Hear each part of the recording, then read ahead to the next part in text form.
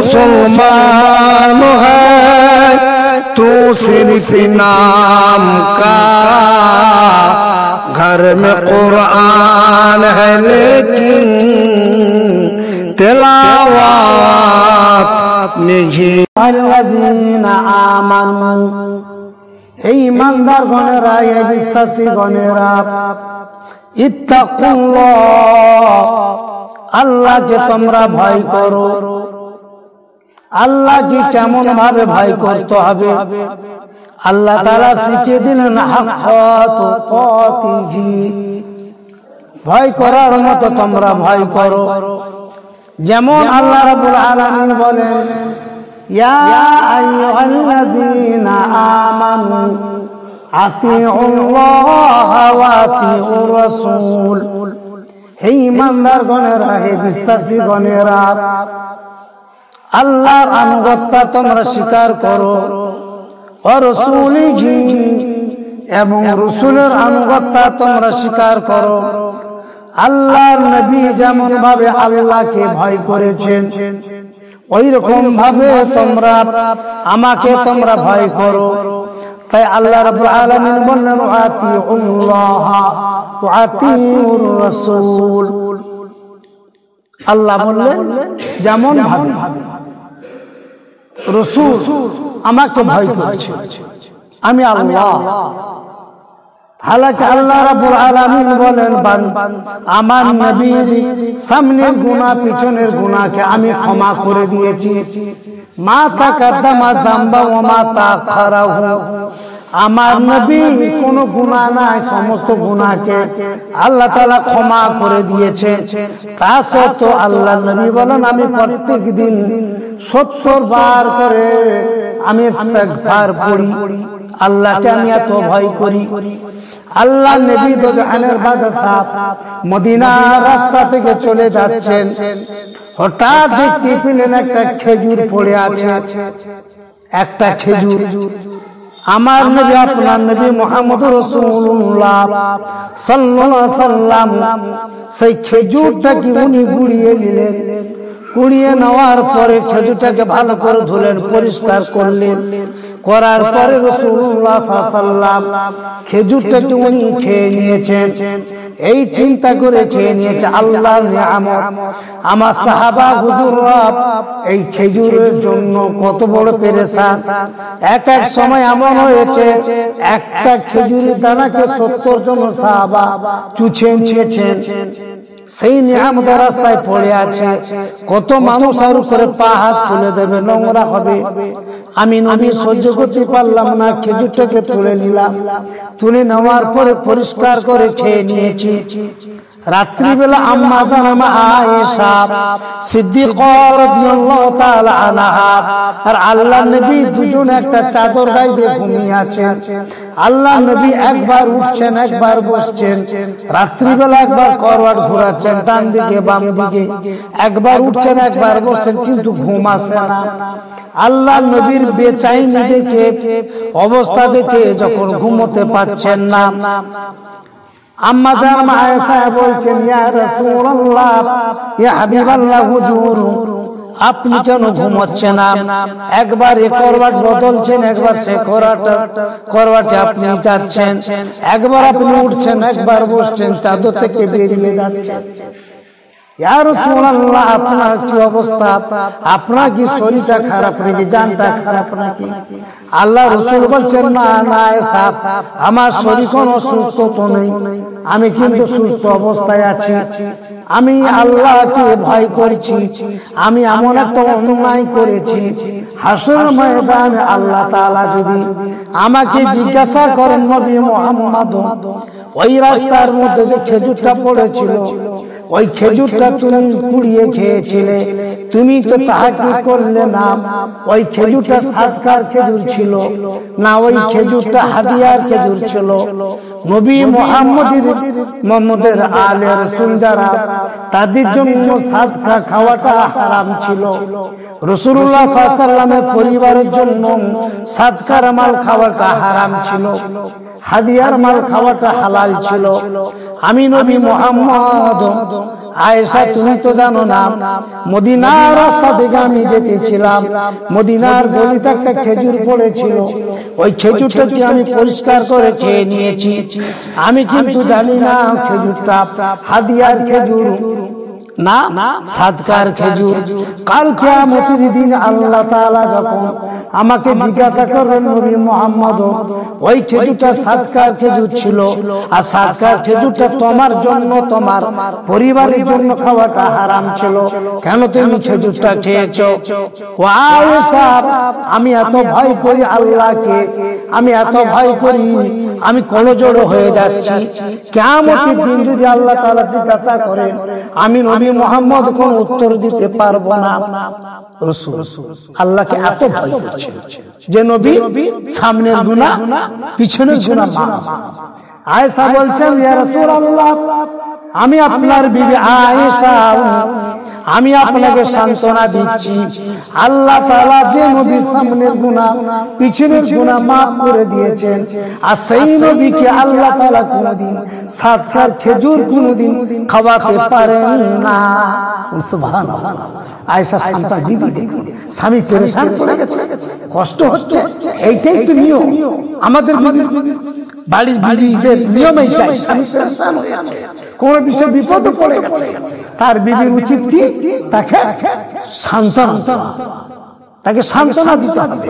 রাসূলুল্লাহ সাল্লাল্লাহু আলাইহি ওয়াসাল্লাম এই আদর্শ মেয়েদেরকে শিখিয়েছে। তুমি বিবি, তুমি তোমার স্বামীকে তুমি সান্ত্বনা দাও। আম্মা জান আচ্ছা ফাতেমা জাহরা রাদিয়াল্লাহু তাআলা আনহা উম্মাহাতুল মুমিনিনকে বলছেন, ফাতেমা যখন নাকি আলী যখন নাকি কাজ কাম থেকে করে বাড়িতে যখন আসবে, তার সামনে যাও, তোমার এই উড়না দিয়ে আঁচলটা দিয়ে আর মুখটাকে ঘামটাকে মুছে দাও, তাকে এক গ্লাস পানি তাকে দাও, পাখালে একটু পাখা করো। এই আদর্শ রাসূলুল্লাহ সাল্লাল্লাহু আলাইহি ওয়াসাল্লাম মা ফাতেমাকে শিখালেন। তাই আম্মা জান আয়েশা রাসূলকে সান্ত্বনা দিচ্ছেন। আল্লাহ রাসূল বলেন, আয়েশা তুমি তো আমাকে সান্ত্বনা দেওয়ার জন্য বললে, কিন্তু আমার মনটা তো মানে না। হঠাৎ জিবরাইল আমিন কি করলেন, আল্লাহ তাআলা রাসূলকে এত মহব্বত করেন, এত ভালোবাসেন, হঠাৎ জিবরাইল আমিন এসে আল্লাহ রাসূলকে সে বলছেন, আসসালামু আলাইকা ইয়া রাসূলুল্লাহ, ইয়া নবী আল্লাহ, কারাকা আলাইকা সালাম ইয়া রাসূলুল্লাহ। আল্লাহ তাআলা আপনাকে সালাম দিয়েছেন আর জানিয়েছেন, ও নবী মুহাম্মদ আপনি পেরেশান হবেন না, পেরেশান হবেন না। আল্লাহ তাআলা আমাকে জানালেন, ওই খেজুরটা ছিল, একটি মেয়ে খেজুর নিয়ে যেতেছিল, হাদিয়ার খেজুর ছিল, ওই খেজুরটা পড়ে গেছে, আপনি হাদিয়ার খেজুর খেয়েছেন, আপনি কোনো চিন্তা করবেন না, আপনাকে কিয়ামতের দিন আল্লাহ তাআলা আপনাকে পাকড়াও করবেন না। আমার নবীকে আল্লাহ তাআলা কত সুন্দর সান্ত্বনা দিলেন। আল্লাহর ভয় মানুষের মধ্যে থাকা দরকার। হযরত উমর রাদিয়াল্লাহু তাআলা আনহু খলিফাতুল মুসলিমিন, অর্ধেক জামানার যিনি, অর্ধেক পৃথিবীর যিনি বাদশা ছিলেন, সেই উমরে ফারুক কি করলেন, দেখছেন আমি নবী মুহাম্মাদের আমি উম্মত, আমি খলিফা হয়েছি, আমার প্রজারা কতটুকু আল্লাহকে ভয় করে, আমি আজকের পরীক্ষা নেব কোরআনের দায়িত্বটা পালন হয়েছে কিনা। তাই উনি কি করলেন, উনি ছদ্মবেশী রূপে পাহাড়ের দিকে চলে গেলেন, গিয়ে দেখছেন একটা রাখাল বসে আছে। উমর ফারুক সেই রাখাল দিকে গিয়ে বলছে, ওরে চরওয়া, ওরে রাখাল, ওরে গোলাম, একটা কাজ করো, আমি বড় পিপাসায় কাতর হয়ে গেছি, বড় আমি পেরেশান আছি, ক্ষুধাও লেগেছে, এক কাজ করো, তুমি তো এতগুলো তুমি ছাগল তুমি চড়াচ্ছ, তোমার ওই ছাগলের মধ্যে একটা যে দুধওয়ালা ছাগলটিকে আমাকে দাও, আমি তার থেকে দুধটা দহন করে আমি পান করব, আমার পিপাসাটাকে আমি নিবারণ করব, আমার পেটের যে খিদাটা আছে এই ক্ষুধাটাকে আমি মিটিয়ে নেব। এখানে কি কেউ নাই, একমাত্র তুমি আর আমি। তখন রাখাল বলে আইনাল্লাহ, আল্লাহ কোথায়? তখন রাখাল কি বলছে? আইনাল্লাহ, আল্লাহ কোথায়? ওরে ওরে পথিকী, তুমি জেনে নাও ওই যে ছাগলটা কিন্তু আমার নয়, ওই ছাগলটা হলো মালিকের। আমি কিন্তু রাখাল, তার গোলাম। আমি চড়াতে এসেছি, কিন্তু ওই ছাগলটা আমার নয়। আমি কি করে তোমাকে দেবো? উমর রাদিয়াল্লাহু আনহু বললেন, পকেট থেকে কিছু দিরহাম টাকা বার করলেন। টাকা বার করে বলছে এই টাকাটা লাও, এই টাকাটা নিয়ে তুমি নিয়ে নাও, আর ওই ছাগলটাকে দাও, আমরা দুধ পান করি, ওকে জবা করে রান্না করে মাংস রান্না করে খাই, নাহলে আমি নিয়ে চলে যাচ্ছি। এখানে একমাত্র কেউ নাই, তুমি তো কাউকে বলবে না। তুমি যখন নাকি এই ছাগলগুলো নিয়ে যখন মালিকের বাড়িতে যাবে, মালিককে গিয়ে বলবে, মালিক যখন বলবে এতগুলো ছাগল ছিল, একটা ছাগল কোথায়? তখন তুমি বলবে ছাগলকে বাঘে খেয়ে নিয়েছে। তোমার কথাটা মালিক বিশ্বাস করে নেবে, কারণ রাখালের কথা, গোলামের কথা মালিক বিশ্বাস করবে, অন্য মানুষের কথা বিশ্বাস করবে না। দাও, আমাকে দাও, এই টাকাগুলো রেখে দাও। তখন ওই গোলাম রাখালটা বলে, তোমার মতো মুনাফিক পৃথিবীতে আর কেউ নেই, দূর হয়ে যাও। মালিক তো জানো না, আমি আর তুমি জানি। আইনাল্লাহ, আমার আল্লাহ কোথায়? আমার আল্লাহ তাআলা যিনি জুল আরশিল মাজিদ, আমার আল্লাহ আরশের মধ্যে আছেন। আমার আল্লাহর চোখে আমি ফাঁকি দিতে পারবো না, তুমি এখান থেকে দূর হয়ে যাও। ও কিন্তু চেনে না আমিরুল মুমিনিন বলে, ও কিন্তু জানতে উমরে ফারুক বারবার তাকে চেষ্টা করছেন। রাখাল কিন্তু বলছেন না, ইত্তাকুল্লাহ কলবি, আমি আমার আল্লাহ কি আমি অন্তরের মধ্যে ভয় করি, আমি মালিককে ভয় করি না, আমার আল্লাহ সময় দেখছেন। না না, এটা হবে না। ওমর রাদিয়াল্লাহু তাআলা আনহু ওখান থেকে চলে আসলেন, মনে মনে চিন্তা করলেন আল্লাহ নবীর উপরে যে কোরআন অবতীর্ণ হয়েছে, ওই কোরআন পৃথিবীর মধ্যে তার আইনটা চালু আছে, তার আইন চালু আছে, আল্লাহকে ভয় করেছে। ওখান থেকে চলে গেলেন, রাত্রি বেলা বাড়িতে চলে এসেছেন। সকলেই খাওয়া দাওয়া করে সকলে ঘুমিয়ে পড়েছেন। উমরে ফারুক রাদিয়াল্লাহু তাআলা আনহু কি করলেন? ছদ্মবেশী রূপে গভীর অন্ধকারে করে ঘুরে ঘুরে বেড়াচ্ছে, প্রজারা কি অবস্থায় আছে। হাঁটতে হাঁটতে অনেক দূর চলে গেছে, দেখে একটা ঝুপড়ি ঘর আছে। সেই ঝুপড়ি ঘরে তাহাজ্জুদের টাইম হয়ে গেছে। যুবতী মেয়েটি তাহাজ্জুদের নামাজ পড়বে, উঠেছে, উজু করছে, আওয়াজ পাওয়া যাচ্ছে পানি, কিছু যেন কথাবার্তা হচ্ছে। ওমরে ফারুক রাদিয়াল্লাহু তাআলা আনহু বলেন, এত রাত্রিবেলা সকলে ঘুমিয়ে আছে, কারোর বাড়ি থেকে আওয়াজ নাই, এই ঝুপড়ি ঘর থেকে কি আওয়াজ আসে? তাই উনি কি করলেন, ওই ঝুপড়ি ঘরের জানালার কাছে উনি কান পেতে উনি শুনছেন। জেনে রাখবেন, কোন মানুষ যাওয়ার পথে কারোর ঘরে কি আছে উঁচু মেরে দেখা আল্লাহ নবী হারাম বলেছেন। ওয়ালা তাদাসসাসু, আল্লাহ তাআলা বলেছেন ওয়ালা তাদাসসাসু, তুমি কিন্তু গোয়েন্দাগিরি তুমি করবে না, গোয়েন্দাগিরি করবে না। উমরে ফারুক যিনি নাকি বিচারক হবে, খলিফা হবে, খলিফাতুল মুসলিমিন শাসকের জন্য এটা শরীয়তে জায়েজ আছে, অন্য কোন মানুষের জন্য এটা জাসুসি করাটা জায়েজ নয়। কিন্তু উমরে ফারুক তিনি ছিলেন আমিরুল মুমিনিন, তার জন্য সেটা জায়েজ ছিল যে দেখি ঘরের মধ্যে কি হচ্ছে।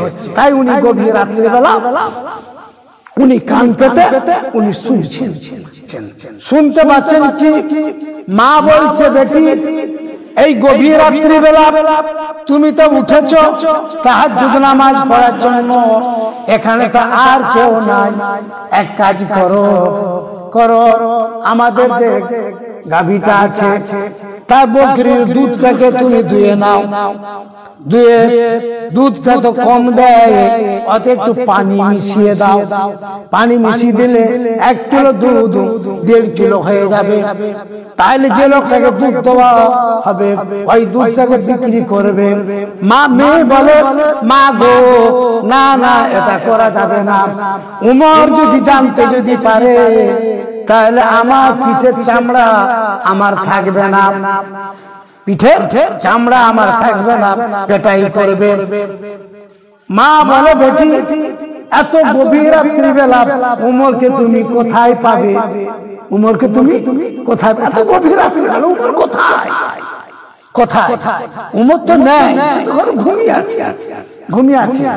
বলে, মা উমরের চোখে আমি ফাঁকি দিলাম, আইন আল্লাহ, আল্লাহকে ফাঁকি দিতে পারলাম না।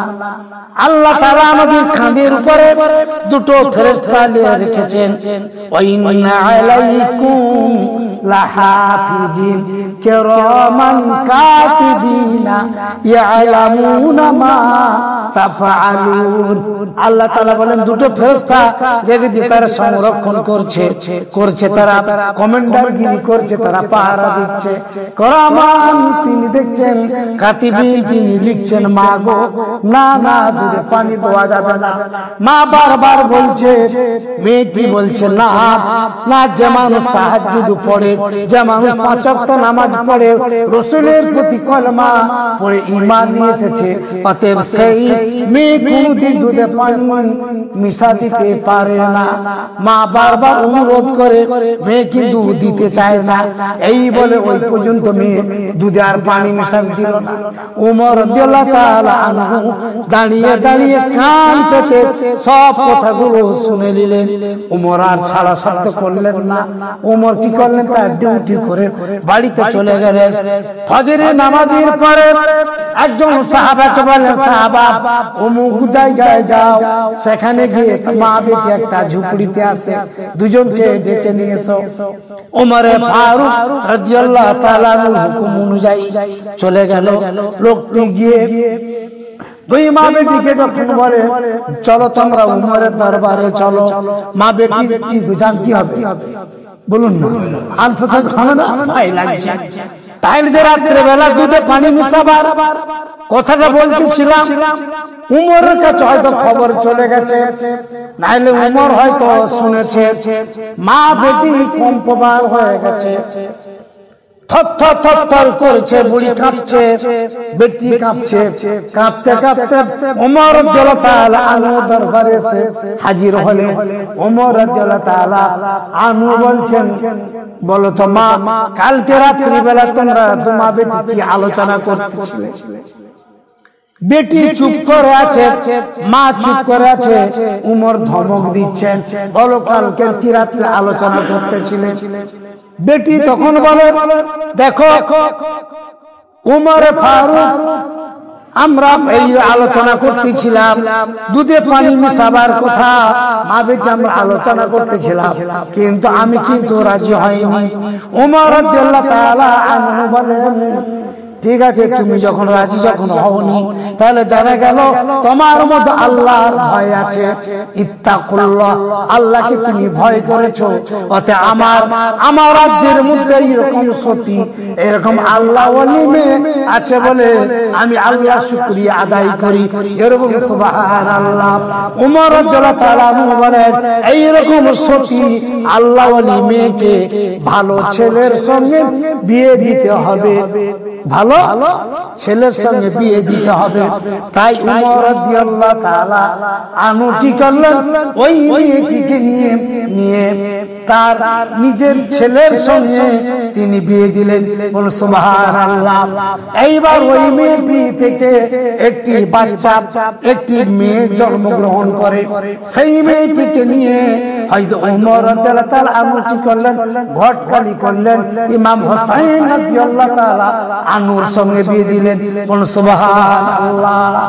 দেখুন পৃথিবীতে আল্লাহকে ভয় করে, আল্লাহকে ভয় করে, তাই এর নাম ছিল ঈমান। এর নাম কি? ঈমান। ঈমান তাজা কথা, আল্লাহকে ভয় করতে হবে।